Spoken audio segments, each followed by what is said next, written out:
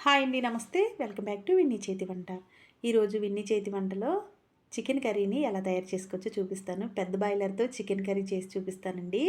ఇది అచ్చం నాటుకోడి కూరలాగా చాలా అంటే చాలా బాగుంటుంది. అలాగే దీనిలో వేసే మసాలా కూడా చాలా రుచిగా ఉంటుంది కూరకి. మరి ఒకసారి మీరు కూడా తప్పకుండా ట్రై చేయండి. ఈ చికెన్ ముక్క సాఫ్ట్గా రావాలి అంటే ఎలా తయారు చేసుకోవాలో వీడియోలో చెప్తాను, చూసేయండి.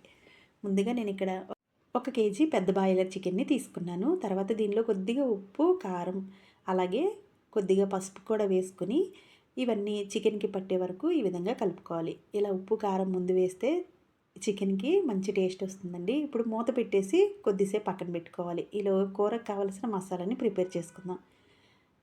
స్టవ్ వెలిగించి ప్యాన్ పెట్టుకుని 2 టేబుల్ స్పూన్ల ధనియాలు, అలాగే కొద్దిగా జీలకర్రని, తర్వాత దీనిలో ఒక 4 యాలుక్కాయలు, 4 లవంగాలు, అలాగే ఒక పావించి చెక్కని, అనాస పువ్వు, 4, 5 మిరియాలను కూడా వేసుకోవాలి. తర్వాత దీనిలో 1 టేబుల్ స్పూన్ సోంపును కూడా వేసుకుని ఇవి కొద్దిగా ఫ్రై అయిన తర్వాత దీనిలో ఎండు కొబ్బరిని కూడా వేసుకోవాలి. నా దగ్గర ఇలా ఎండు కొబ్బరి తురుము అయితే ఉందండి, అది వేసాను. తర్వాత ఇది కొద్దిగా ఫ్రై అయిన తర్వాత పక్కకు పెట్టుకోవాలి. ఇప్పుడు కూర కోసం కుక్కర్ని పెట్టుకుని 2.5 గరిటెల వరకు ఆయిల్ వేసుకోవాలి. తర్వాత దీనిలో నేను ఇక్కడ 2 పెద్ద ఉల్లిపాయలని ముక్కలుగా కట్ చేసి వేసానండి కేజీ కూరకి. తర్వాత 3 పచ్చిమిరపకాయలను చిన్న ముక్కలుగా కట్ చేసి వేసుకున్నా. తర్వాత దీనిలో ఒక 2 రెబ్బల కరివేపాకును కూడా వేసుకోవాలి.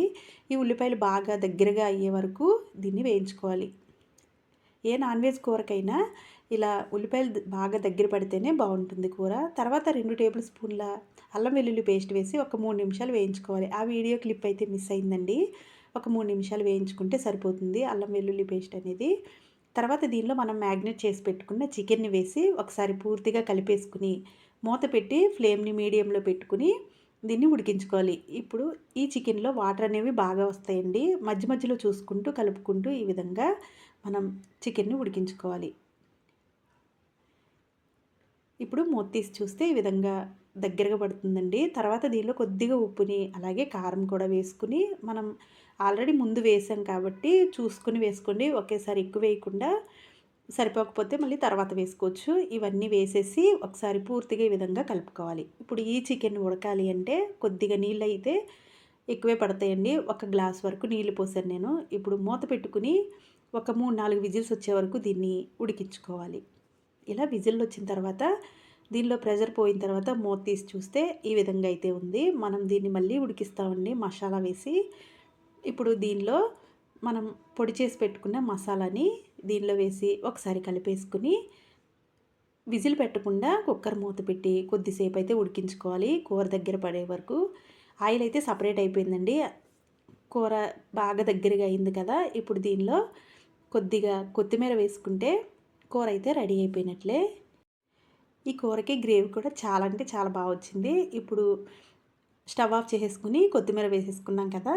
కొద్దిసేపు అయిన తర్వాత మీకైతే చూపిస్తున్నాను. అంతేనండి, పెద్ద బాయిలర్తో చికెన్ కూర అయితే రెడీ అయిపోయింది. ఒకసారి మీరు కూడా ఇదే విధంగా తయారు చేసుకుని మీకు ఎలా వచ్చిందో కింద కామెంట్ సెక్షన్లో కామెంట్ చేయండి. వీడియో నచ్చితే లైక్ చేసి మీ ఫ్రెండ్స్కి, రిలేటివ్స్కి షేర్ చేయండి. ఇలాంటి మరిన్ని వీడియోస్ కోసం మా విన్నీ చేతి వంట ఛానల్ని సబ్స్క్రైబ్ చేసుకోండి. Thank you.